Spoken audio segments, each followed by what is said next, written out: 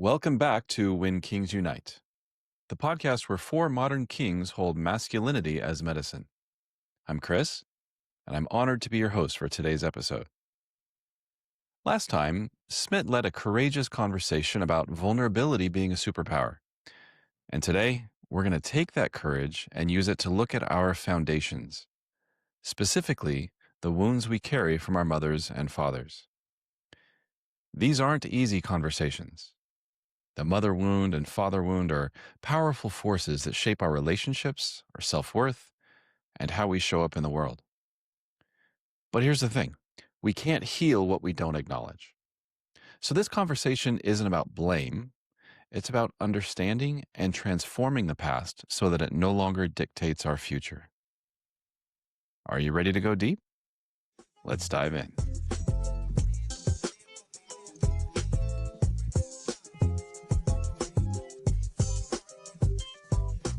All right, welcome back, Kings. It's so good to see you again. Hey. And I'm really looking forward to this conversation around mother wounds and father wounds. Those wonderful gifts that our parents gave us. Here's the thing. We've all got parents, right? Like whether we like them or not, whether the relationship with them is or not. They're a part of our lives, and we can learn so much about ourselves and where we are choosing to go in life by examining this part of ourselves. And as I said in the intro, it's not always easy conversations. So as we have this conversation with each other, men, I would invite us to support each other and to be gentle with ourselves and with each other. You willing? Yeah. Cool. Yes, sir. Cool. Thanks, guys. So I thought to start, we would just kind of do a little bit of an introduction. We've had an episode in the past where we introduced ourselves to our listeners. I wonder if maybe we could just go around and introduce our parents to our listeners. Maybe we could just tell a little bit about who our parents are, what they mean to us, what it was like growing up before we dive into any part that might need to be healed. Let's just get a little bit of a lay of the land. Who'd like to go first? I'll go first. Thanks for the opportunity to introduce my parents, man. I have a lot of love for my parents. I'd like to first introduce my mom. She goes by two names. One is Bhagwati, and then two is Papu. And she goes by two names because when she first came to America, it was almost like required for her to have a second name. And her relationship with her name is really shifted. But she finds a lot of love in both. And she's really found a way to integrate them. So I really wanted to honor both of the names that my mother goes by. And man, my mom is one of the most beautiful caretaking souls in the world. She'll take care of anybody, their needs, anything they have in their space. She'll be right on top of it. For me, she embodies true hospitality and motherhood. To see it all and to care and to support and oh man, sometimes to shake it out of me too when I'm in my stuff. And yeah, at the same time too, I noticed that my mom is always looking to find more fire for herself and power. And I really want to honor that part of her as well too. For my dad, he is the embodiment of true masculinity for me. He is a supporter, provider, lover. He's a king. And he's also really not afraid to be messy. He's on his own beautiful soul's path. And I'd be lying if I said he didn't trigger me sometimes or activate me sometimes. I'm just really called. Last night we were having a conversation. He's kind of working through some health stuff. And he's like, I don't think I'm going to go to the doctor. I was like, you're going to go to the doctor. And, I speak another language. And last night I had the opportunity to yell at my dad at full force with my native tongue, Gujarati. And he completely didn't bat an eye. He just took it all and he just kept going on with what he wanted to say, but he still inputted the message I was giving him. And even though I was super pissed at him, I think that's the reason that I love my dad so much is that he can separate someone else's stuff from his stuff, and has a lot of practice in it. And yeah, he's just a beautiful, loving, powerful father soul. I really appreciate him. Cool, man. Thanks. Yeah, What's his name? Kenny. Kenny. I somehow Okay. And forgot my dad's name. no worries. And I'm Eh, curious. So and- you said that like your mom had to take a second name when she yeah, moved to America. What was that? yeah. So the experience that she had coming in. So my mom came to this country actually a year before my dad did. My current dad. My mom was actually married to somebody else, and I didn't find that out until I was like 12 years old. And it actually was a situation where this person married my mother just so they could get a citizenship to America, and then it really kind of like blew up in their faces. And at that current time, it was highly suggested that they had a quote unquote American name. So my mom, just like really excited for the opportunity to be in this country, was like, sure. And we just recently actually had a conversation around it, and she was like, yeah, I didn't want to at the time, but like Hmm. I'm realizing it was like an opportunity for me to like redefine my own name. And it's funny that I just said Kenny because my dad's actual name is Cumlish, actually. But he had the choice. Like it wasn't as pressurized for him. Um, but I call him like K Dog. I call him K Dad. Like I could grow out with my dad like all day long if I really wanted to.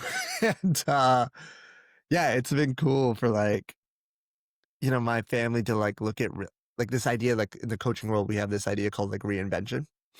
And it's been cool to see like how my family has like empowered reinvention in their own ways, even though like they might have been in a situation where like they might have felt pressured and they like created it to be their own. Uh, Thanks for asking though. yeah. Thanks for sharing. That's so cool. Yeah. I don't actually, man, I don't know the last time I introduced my parents or talked about my parents Hmm. in that way or that specific. So thank you for the opportunity, truly. Yeah. So my parents are polar opposites. My mom, I've described her as a worrying warrior, like Hmm. very, I've never once doubted how loved I was because I was loved very fucking intensely. Um, she is so attuned to everyone else's needs. And yeah, as Smith said for his mom, a true embodiment of care and hospitality, mixed with a lot of anxiety and fear. Um, I would resonate with and that too, actually. Thanks for saying. yeah, and it's all just really beautiful, like just the depth of love, no matter how messy it was and is. Um, Mm. just a real divine gift of it all. My dad, on the other hand, is super Zen Buddhist, super chill, goofy, go with the flow, and also very reliable. Like, yeah, I don't know. I never doubted that he had my back. I wrote a thing a few years ago when I realized as an adult, like, I was always more concerned with my relationship with my mom because that was the more, like, the one that had more energy, the one that carried more with it. And I realized at some point, like, I never really have to like worry about my dad. I never have to worry if he's like going to put a bunch of shit on me or like put a bunch of pressure on me. And then at some point I was like, oh wow, like how beautiful is that I never had to worry about my dad, that he could truly accept who I was becoming and always stand behind that. Even if he doesn't like express it directly that often. Like his actions, the way he has been around me has always let me know that. And so, yeah, it's funny to reflect on how different they are too, because my mom, super fiery, action oriented, um, anxious, and my dad, like super chill, very go with the flow, kind of like, down for whatever. And then I contain both of those things, like both the balance and the harmony, and also the polar sides of me too. And yeah, it's cool and funny to see those reflected in me too. Hmm. Yeah, it's wild, isn't it? Like as adults, as we grow and we can see our parents as people and not as, mythical god figures, and see and then see them in ourselves too. It's both empowering and, as we'll get to, right? It's also a source of many of our wounds. Mhm. Thanks for sharing, man. Yeah. Yeah, so my mom is just so close to my heart. Um, we're basically the same person, pretty much, in terms of our temperament, personality. Um, Loves to have fun, grounded, down to earth. Um, Loves deeply, loves very, very deeply and intensely, and just yeah, just one of the pure embodiment of love people that I've ever met. She gives the best hugs. I'm not saying that just because I'm her son, but she literally gives the best hugs on the planet. Um, and I've learned so much from her in what it means to be open, what it means to love, what it means to accept and allow, and also what it means to grow, right? To shift things that aren't working, um, in a courageous way, even if it's an unpopular way. Like that's something that she modeled for me at various points throughout her life. And then, well, I have three dads, so I'll tell you about each of them briefly. My biological father, um, he left when I was about three. Is when he and my mom got separated and divorced. And then he re-entered my life in my late teens, and he was there for several years until my early 20s. And then he moved across the country, and we drifted apart.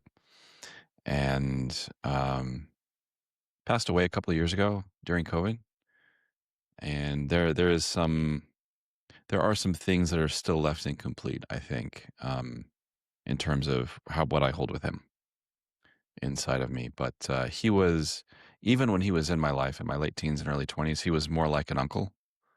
Like I never felt that strong, parental bond, or that really, like, this is my blood comes from his blood kind of a thing. It was more like someone who is part of the extended family unit and structure, but I didn't really feel that kind of dad energy from him, or like that child, relationship toward him. So I mentioned that he and my mom divorced when I was very young, three, and then just after I turned four is when my mom married my stepdad. And this is the man that raised me. He's the man I call my dad. Um, and he's just a hard man, just the kind of man that is, he had a tough time growing up for himself. Both of his parents were alcoholics. Um, and just not very emotionally available, to be honest.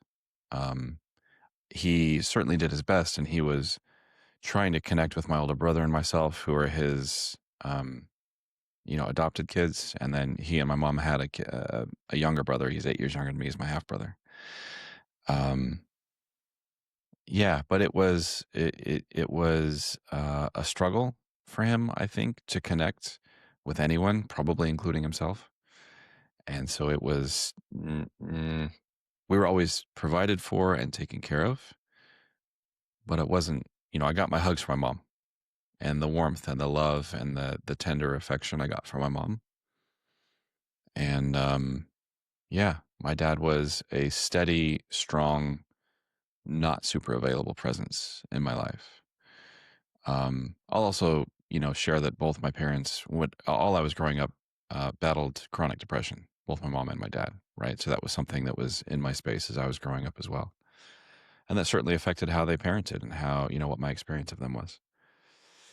And then,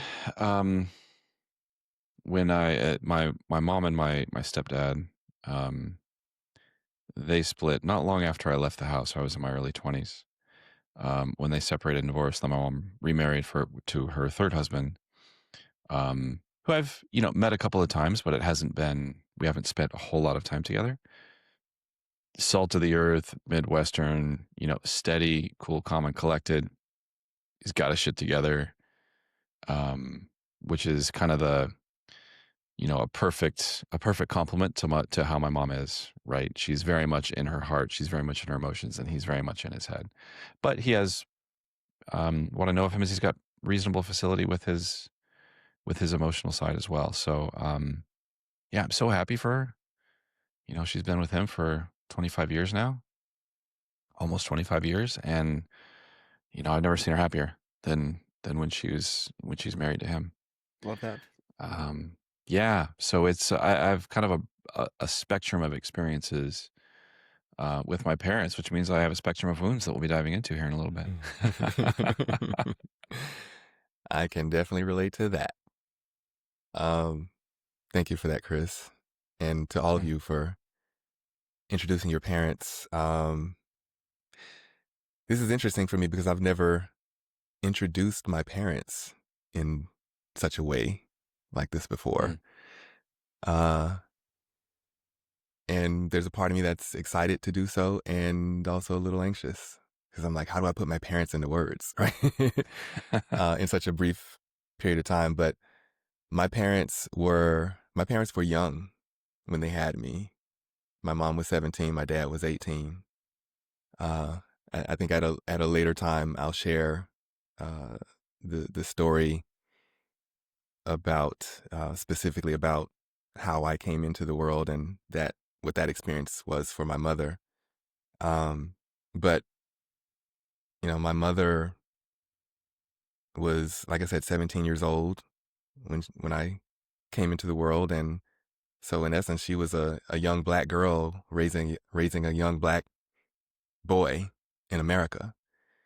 So, no parent, of course, has a manual or a handbook for how to do this. So for her to have done the job that she did with me at such a young age, I will always have the utmost love and respect for my mother. Yes, there are definitely wounds there. I wrote a whole dissertation about it. Literally. Part of my doctoral dissertation was heuristic inquiry around, my own mother wounds. At the same time, recognizing that my mother had wounds of her own and still does. That, I don't know if, she has fully healed or is even in the process of healing from her own wounds, or if, she's just kind of rolling with it, which, that's kind of how she is. She just kind of, this is what happened and I'm rolling with it and I'm moving forward. I learned a lot about masculinity more so from my mother than my father. My mother was, if you think about the spectrum of masculinity and femininity, my mother was sort of more on the masculine end of the spectrum. She, might refer to herself as a tomboy. Growing up, she was very tomboyish. And that impacted her worldview and a lot of her views around how men are supposed to be. So that impacted me as a boy, growing up, with her teaching me how to, her interpretation of how a man is supposed to be, and then sort of deferring to my father for everything else. But my parents divorced when I was 6 years old. And so I spent the majority of my time with my mother and I spent time with my dad on weekends. So because I spent the majority of my time with my mother, I learned more about malehood and masculinity from my mother, sort of like in a lot of ways projecting her views about that onto me. And then on weekends, I would like actually see demonstrated from my father what manhood and malehood is and was. And so my dad and I, both my parents and I, have an amazing relationship. My parents remained friends when they divorced. So, there was never a situation where I felt like I was torn between the two or anything like that. I felt loved by both sides of my family, by both parents. And I recognized at a very early age that, like, I was never one of those kids where it's like, oh, my parents, I need my parents to be back together so we can be a family. And I was never that kid. I appreciated my mother for being who she was without my father. I appreciated my father for who he was. And they both remarried numerous times. My mom is currently on her third marriage. My dad is on his fourth. My current step parents are amazing. Love them both. And so, yeah. And I've, in previous episodes, I've talked about my relationship with my dad. So I won't get too deep into that now, but, I think in my later years as an adult, that's when I really, my dad became my hero in a lot of ways. Just seeing how he moves, how he navigates the world, how he lives his life in service and, impacts other people's lives. And, yeah, like my dad, both my parents in many regards are my heroes. But definitely my dad. And it's interesting because my mother, when I was a kid, occurred to me as very sort of like free spirited, very kind of silly. And I would tell her that, it's like, Mommy, you're really silly, and I was like a serious sort of kid growing up. And it's almost like we've now switched places, where my mom in a lot of ways tends to be more serious about stuff, and I'm like, the free spirit and wanting to be more playful.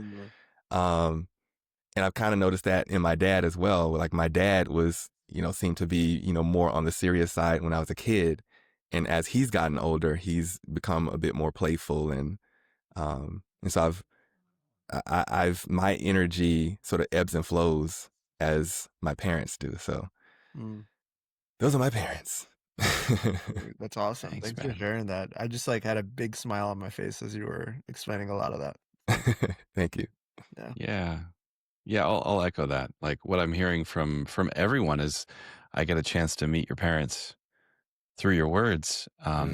Just how much love is there, right? And I can't help but notice that perhaps the four of us may be blessed in that regard. That that we do have parents that that loved us, and we knew that they loved us, right? And that we, for me, there was never really a doubt that love was there. It was palpable, it was tangible, I could feel it. And, no parents are perfect, right? No human is perfect. And as children, as we grow, we mature into adulthood, there comes that moment when you realize, wait, like my parents aren't perfect. My parents aren't the demigod that I've held them up to be. And it can be a bit of a jarring thing when they get knocked off that pedestal. Something happens, and all of a sudden we see them through a completely different light. And it's almost like, for me, it's like my experience is that's when the box comes open, like Pandora's box. And it's like, oh, well, what else is in there that I didn't know or that I wasn't willing to see? And all this stuff that comes up, through our parents' imperfections and their scars and their sharp, pointy bits that we just didn't really see when we were kids, but they still wound us, right? They're still with us. They still impact us. And I'm curious what you all have seen either in yourself or in the men in your life, how do they show up? Like, how do these mother wounds and father wounds typically manifest or show up in the lives of adult men and in the relationships of adult men? What do you see? Yeah, I can go first around this. And before I answer that question, I think what I really want to speak out loud is like what you just said, Chris, how fortunate we are to have these circumstances with our parents. Yeah. Like, regardless of whatever, stuff that we have around it or holding on it, I am really saddened and heartbroken for the people that may not have these circumstances. Yeah. Yeah. And what else, like, what I'm also present to at this time is like this story or this narrative that like men can't be powerful men unless they have like a male role model or they have this XY, like this really distinct personality that's like traditional male. Like other, if we don't have that, we can't be whole. That's sometimes the experience that I get in society.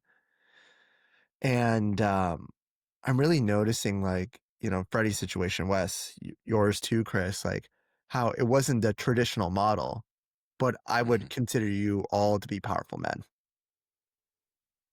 And how there's many people in my life, like some of the most powerful, respectful men that I know didn't grow up in these perfect traditional households either.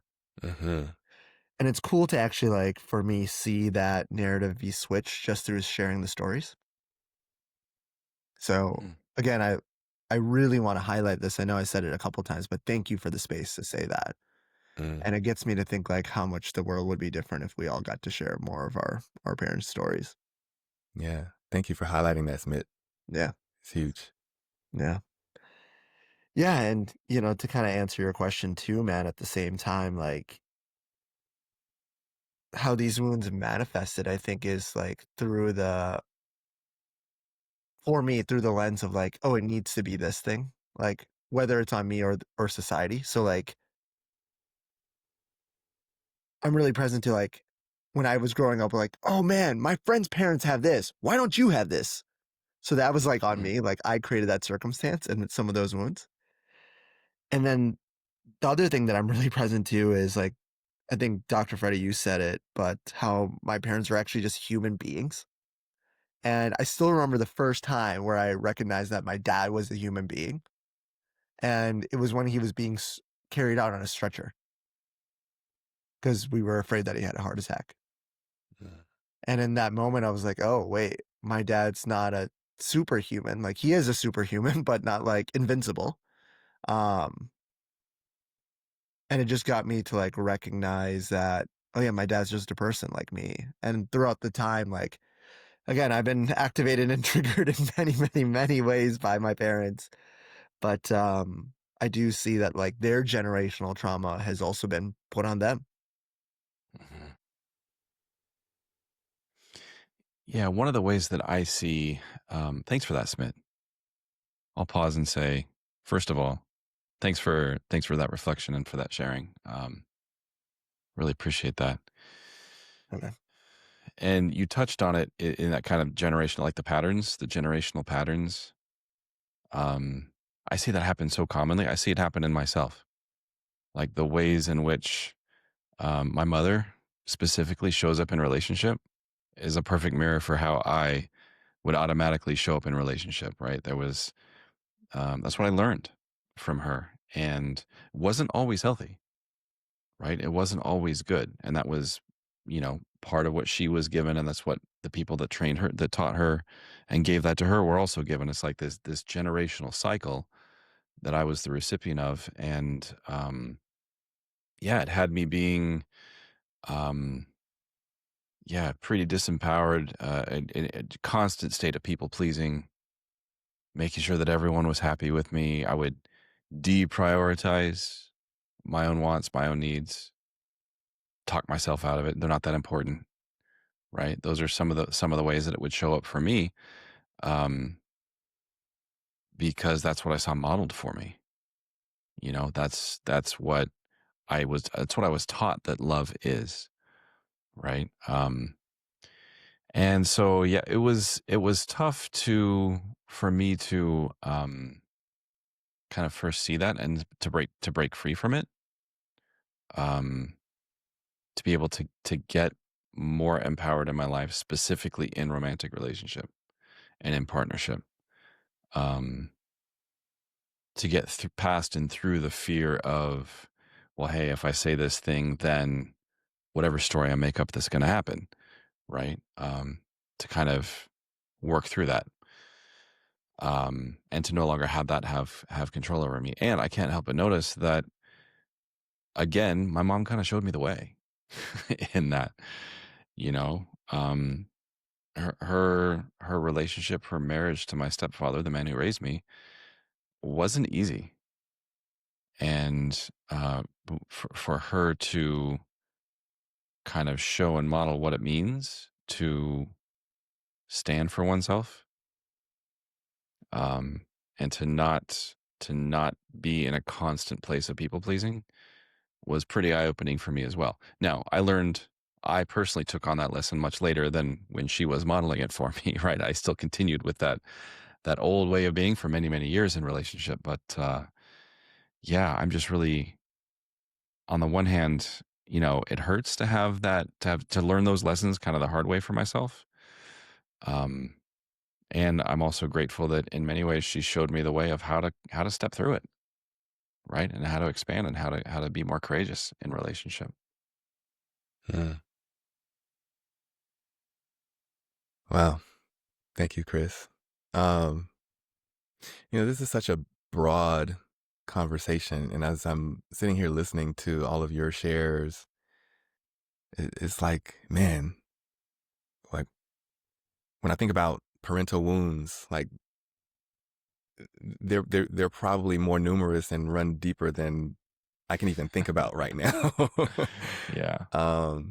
And so, but what I can share is that one of the mother wounds specifically that I've been navigating through, healing from, healing through, breaking through lately has been, I think you kind of touched on it a little bit, Chris, around the people pleasing. Mm. I have such deep love, admiration, and reverence for my mother that I'm noticing areas in my life where that has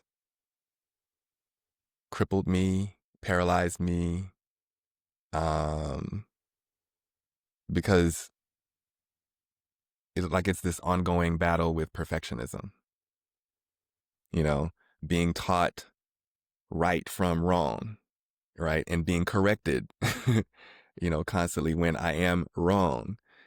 And, you know, just, it developed into this story or this narrative around I need to be perfect in order to get approval. I need to be perfect in order to be loved. I need to be perfect in order to be validated, to be worthy. Like there is this like it built me into a performer, Mhm. right? And being a black male in America, like that's sort of like that's a thing for us. Like we are taught by our parents and our families, in order to survive, this is how you need to perform. This is how you need to show up in society. And that in itself is wounding, especially when there are parts of us that are, screaming, dying to be seen and to say, see me, love me. Even the parts that, may be unpretty, the parts that may be messy, will you still love me anyway? And I think deep down, I always knew that my parents loved me no matter what. but there was always this other piece of the experience that was like, but if that's the case, then why am I always being corrected? Why am I always, being chastised or, disciplined for doing something that felt right and authentic to me, you know? And so that has been something that even as, I just turned 45 years old, as a 45-year-old man, I'm still, these are things that I'm still working through and learning how to give myself permission to define what is right for me. And untethering from, I guess in a lot of ways, cutting the umbilical cord from my mother. and That's such just a good analogy. yeah, Yeah. like getting myself to a point where I can say, you know what, I don't give a fuck about what Jocelyn has to say about that or what she thinks about that. Oh, by the way, my mom's name is Jocelyn. And my dad's name is Freddy. I'm named after my dad. I'm a junior.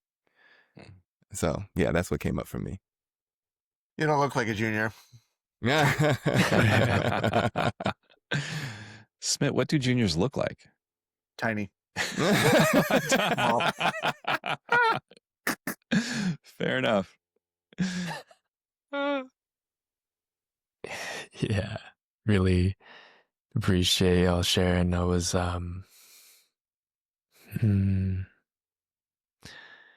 yeah, I was thinking about how to answer this question of like, how do parental wounds show up in our adult lives? Because it's like, how don't they, and was kind of thinking like, do I go broad or just get straight into it? Let's get straight into my core trauma. So yeah, and noting too that like, my mom grew up during the Cultural Revolution in China when the Communist Party was taking over. A lot of real fucking reasons to be afraid, to be on edge all the time and make sure you're doing everything correctly, being perceived perfectly. And as a result, I honestly know too much about how my mom grew up. She doesn't talk about it very much, but she has made self-sacrifice such a core part of her identity, that there's some kind of nobility in suffering for others and sacrificing yourself for others. And she often cares for others at the expense of herself. When, even when my dad and I are actively telling her, like, please take care of yourself, please do not do more shit for us, she continually takes on that burden and kind of runs herself into the ground, and then resents us for it. Which, totally understandable. And yeah, I remember when I was 6 or so, there was a stretch of time where my mom would come back from work just super burnt out, living this life that she didn't want to live but felt like she had to. And she would come home almost every day for what, in my memory, it's like a matter of months, like telling us how she wanted to commit suicide and it was all our fault for not loving her enough. Wow.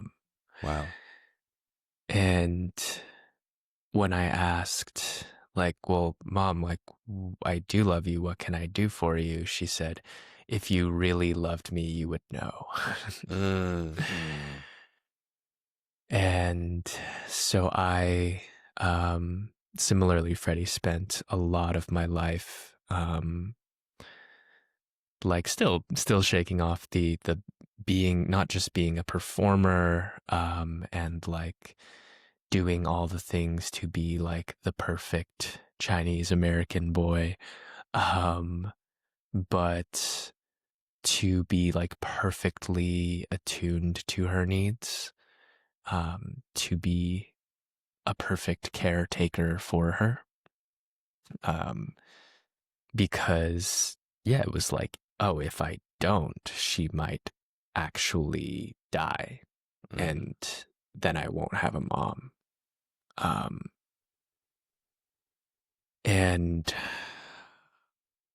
yeah, it was obviously like very deeply painful to me.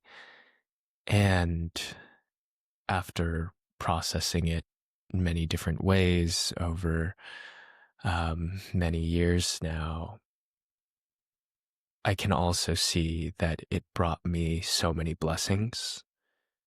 The way I'm able to be emotionally attuned now, the way I'm able to love so deeply, the way I'm able to face darkness in others and darkness in myself and meet that with love. I wouldn't have that if not for that experience with my mom either, and being able to learn to love her exactly as she is. And so,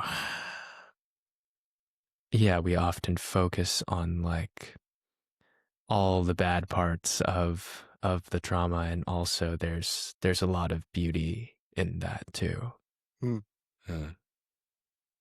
Yeah, what I will add in from my experience is I think there's a lot of beauty if we choose it to be that way. And yeah, just really want to acknowledge you, man, for like choosing that path. Like my my take on it is so much easier to be like, fuck all these other people. I'm good. Regardless of if it's parents or not. And yeah, I'm just really like captivated by how you've chosen this with your parents, regardless of the impact that it might have had on you. So thanks for modeling it for everybody. Yeah, that really resonated with me as well, for sure. As I went through my my research and my doctoral process and was doing the the work internally, like that was part of my research. All these things were coming up, and my instinct was, "Ooh, all these things are coming up regarding my mother. I'm gonna have to have a conversation with her about these things." Like that was the knee jerk reaction or the instinct. And when I sat with it, when I allowed myself to sit with everything that came up, what ultimately emerged was, no, I actually don't have to have these conversations with my mother, because this is now my shit to clean up. This is now my shit that it is my responsibility to heal. It doesn't have anything to do with her anymore. And I just had that much more respect and I guess reverence is the best word I can come up with for my mother, because again, like I said earlier, she has her own wounds, right? She has her own shit to deal with and clean up. And like everyone has said, no one is perfect. There is no such thing as a perfect parent. So what would be the point in having a conversation about shit that happened 40 years ago now? Yeah. Like, I mean, yeah, if it comes up in sort of like a casual conversation and we just, sort of Yeah. casually talk about it, that's fine. But it doesn't need to be this huge, big ordeal, Yeah. Freddy, if you don't, oh, sorry, Chris, if you want to go, but I'll fight you for it. So You'll win. all right. Sorry. Thanks, man. Appreciate that. That was way easier than I thought. I've seen you fight. He was Thanks. he was raised to be a people pleaser. We just heard him say that. Ding, ding, ding. Hey, actually, Give that man me the too. teddy bear. Me too. I'm curious for you, Freddy, because I love that you like brought a real-time example over this. Like, what was the benefit of you taking it on yourself, like choosing that path for you? Um, because what I'm aware of, like I literally just had a conversation with a client yesterday, and she was like, but what's the benefit for me in choosing a different path? And we kind of coached to it, and she came up with her own answer. But I'm really curious for you, like, what was the benefit for you specifically for choosing, hey, that's my stuff now. I get to claim responsibility and ownership of that. Mm-hmm. That's where all the real healing is. Like the healing is in me doing my own work and not attaching someone else or making someone else responsible for it. Everything that is happening in my life now is mine. And so yes, I can do all the reflecting and, unpacking and all of that stuff. But at this point, it ain't got shit to do with her. Not anymore. It's mine. I'm still holding it. It's still like, this is whatever tension or traumas or tension as a result of traumas are being held up in my body. Doesn't have anything to do with her. So that my healing is in my body. So I need to address my body, not her body. Mm-hmm. Yeah. Yeah, I totally get that. Thank you for asking that question, Smit. Powerful question. And Freddy, I really appreciate your willingness to share. I'm really present to the distinction between taking 100% responsibility for the shit that you're carrying, and also not having it be a bypass, right? One of the things you said was like, oh, I don't have to have that conversation with my mom. And it's true, you don't. That doesn't mean there's not value in processing it, right? That doesn't mean you just put it in the box and put it on the shelf and just don't deal with it.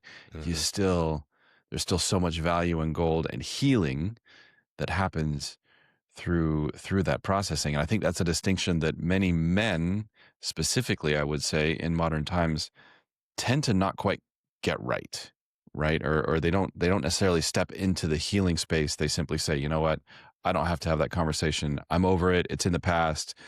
I'm an adult now. I'm no longer a kid. It can't hurt me. It doesn't affect me. When in fact they're actually choosing to carry it every day in ways that are kind of harmful, that are debilitating and limiting how they show up in life. So I really appreciate that distinction that you brought in between taking 100% responsibility and also still doing the work, right? And it doesn't have to be something that you do, that you put on your parent, or Right. something that even you do, and it doesn't have to be something you do in partnership with them. It could be a conversation or something that you work out together, but that you take 100% responsibility is really powerful there. Yeah. Yeah. And, in talking about benefits, like knowing my mother, how I know my mother, there wouldn't be much benefit for either of us in having you did this conversation. Yeah, me too. Yeah. That would not go well, like at all. Yeah. There would be more trauma added. Yeah, typically you did this conversations don't tend to go well. Like, I'll absolutely grant you that. And the processing is so important. And what I'd like to put in here, and it's something that we've been doing over the past several episodes here, is kind of bringing in some practical application, right? Some exercises perhaps that our listeners, who he may not know exactly how, or have a whole lot of facility with how to unpack some of these mother wounds or father wounds, right? So are you all willing to play? You want to go through an exercise real quickly and see what sort of work we can do with Let's parent wounds? do it. Let's go. Let's get it. All right. So it's actually a pretty brief exercise. I'll ask a series of prompts, a series of questions, and I would invite you just to write down. Doesn't have to be a doctoral dissertation, Freddy. Not another one of those. Exactly. But just the first thing that comes to your mind with these prompts. And for those listening, if you're able to, you can pause and maybe make your own notes, or perhaps come back and listen later and do this exercise along with us. So the first question is this. And first, before we get in, before I ask the first question, I want to make sure that it's properly framed. The goal here, right, is to shift out of a place of blame, shift out of a place of hurt into one of compassion and understanding for our parents. And really, in doing so, it's a way of liberating ourselves from the past, right? And actually embodying that liberation, not just saying, oh, I've grown up, that doesn't hurt me anymore, but actually processing it and getting truly free from it. So here's the first question, and I'll ask it, and then I would ask you just to silently write down your answer. We'll go on to the next question. We'll come back and do a quick review. So here's the question. Think about a moment when you felt a core wound from your mother or father. Without judgment, what was the feeling that you experienced in that moment? What was the emotion? Now, take a step back and think about that parent. What might they have been carrying at that moment? What wounds or fears might they have been operating from that caused them to act in that way?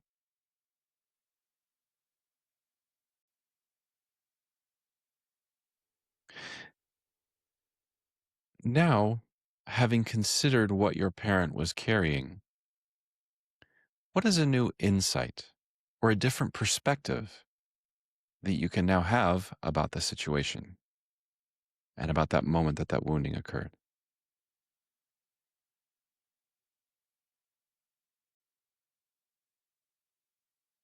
And now, thinking about this new perspective, standing with this new lens on what happened, what is one message of love or understanding that you would want to convey to your mother or father today, not as a son, but as a fellow human being?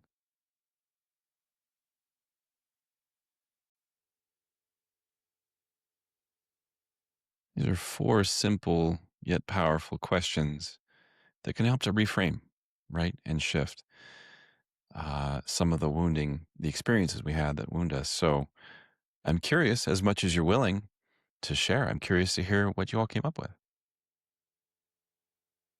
Hmm. Well, first, thank you, Chris, for that. That was very, very powerful. It was a powerful exercise for me because what was revealed to me was the same emotions that I was, feeling and recalling from the incident, were the same emotions that I assert my parents were carrying, which was shame and guilt. And so thinking about, it's like, oh, wow, if that's what I was carrying and that's what they were carrying, that even had the event occur the way it did, we were both experiencing the same energy and projecting it onto each other. And so what I get to be and who I get to be and what I get to embody now is compassion and acceptance. Like that's the new lens that I get to view the situation through now. And I have to say, one of the words that I wrote down that I drew a line through was forgiveness. Mm. And I drew a line through it because there's nothing to be forgiven. If this is all our human process and it's all about us learning through our human process, then there's nothing to be forgiven. It's all about compassion for what is and acceptance for what is. And what I would share to both my parents for any events that may have been wounding for me is I love you, all of you, because I choose to, without exception, full stop. Thanks, Freddie. Yeah. Powerful work, man. Thank you. Dude, Thank you. that was really beautiful. Thank you. I'll go next. Yeah, I remember just my parents believe in corporal punishment, or they used to when I was younger. And I remember like the first time I got like the towel, right? Like I heard the snap of the towel, like I was like, what the fuck is happening? Like, I didn't get it at all. I just remember like pain registering, right? And what I wrote down for my parents was upset, confusion, anger, and I had all those same things, like to kind of Freddy's point. And in that moment, I was also seeking to understand in that point. And I was like, there has to be a better way than this. Like, I actually remembered feeling that as a child. And looking back at it and like some of the healing work that I done, the thing that I wrote down is love isn't about getting it right all the time. It's about seeking to understand. And I have it that because I chose to understand in that moment, like my life got to choose a different path. Like I don't remember where this quote came from, but it's like hurt people hurt other people, or like it's more easier to do that. And the same way I think goes back, right? Like if I can love and understand people, I'll get the same thing coming back to me, or it's more easily accessible.